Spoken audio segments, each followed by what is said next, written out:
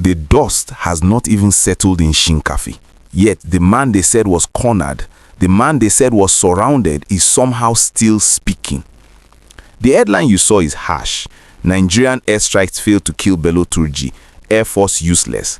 But it captures the exact frustration boiling over in the Northwest right now. We are broadcasting this urgent security update today, Monday, February 2nd, 2026. Why?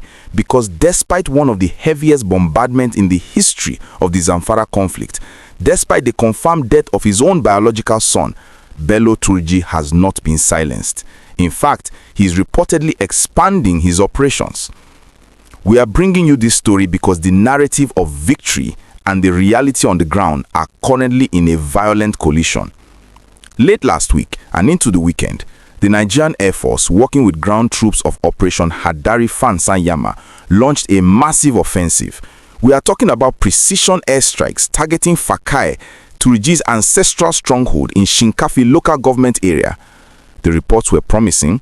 We heard that his camps were decimated. We heard that his logistics hub, a school he converted into an armory, was burned to the ground.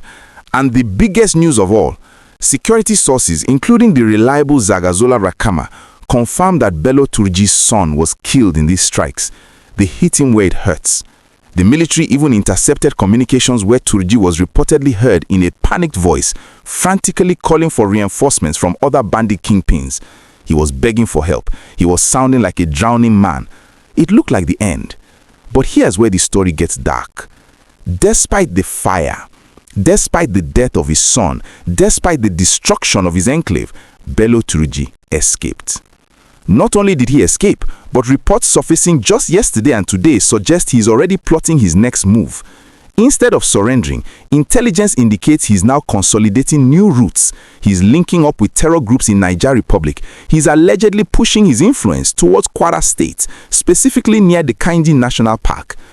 So the question on everyone's lips is, how? How does the most wanted man in Nigeria, a man who was surrounded by special forces and pounded by fighter jets, manage to slip away into the bush again?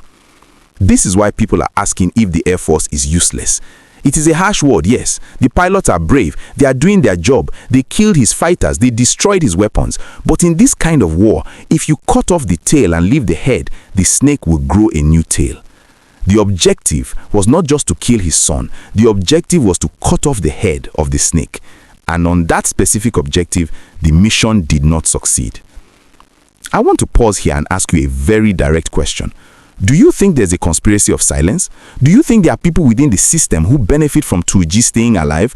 Or is he just that good at guerrilla warfare? I really want to see your opinion in the comment section. This is a safe space for us to discuss the truth. And if you value this kind of raw and unfiltered analysis that doesn't just read government press releases, please do me a favor and click that like button right now. It helps us grow. And if you are new, hit the subscribe button and turn on the notification bell. We are tracking this Turji story until the very end. Welcome back. Now, let's look at the expansion angle. While the military was celebrating the destruction of his camp in Shinkafi, Turji was playing 4D chess. A report from January 30th, 2026 suggests that suspected operatives linked to him struck a village in Kwara State. This is frightening. It means while we are bombing Zamfara, his network is spreading to the north central. He also released an audio clip just days ago on January 28, bragging that he is holding another rival bandit called Lante in custody. A man who is running for his life doesn't have time to release audio tapes boasting about his prisoners. This suggests a level of confidence that is terrifying. It suggests he still has access to communications, he still has a command structure, and he still has the will to fight. The military says he's on the run. They say he's hiding in Zangongebe, but we've heard this before.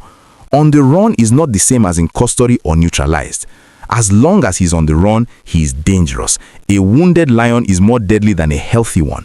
Now that his son is dead, we have to ask, will Turji seek revenge? Will he unleash a new wave of violence on innocent villagers to prove he's still the governor of the forest? The Nigerian Air Force has done damage. There's no denying that. Killing his lieutenant and his family members disrupts his circle.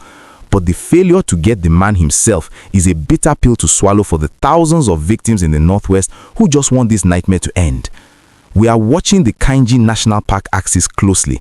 If Turji manages to set up a new base there, linking up with jihadists from the Sahel, we are looking at a new, more dangerous phase of this war. We will keep asking the hard questions. We will keep pressing for the truth.